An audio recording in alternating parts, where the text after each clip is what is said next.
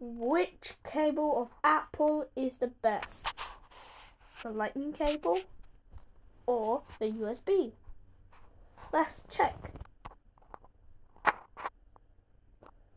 Starting off with Lightning cable. This cable is the worst Apple's project that it can make.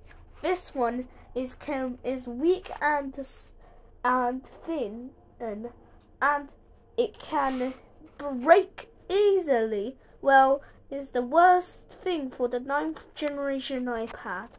Let's pause it. Okay. Next, the USB. This USB is most popular. It can fit on the iPhone 15 Pro Max. Even it can go through the 9. Is from the 10th generation iPad. Okay, these are all of the Apple devices of these.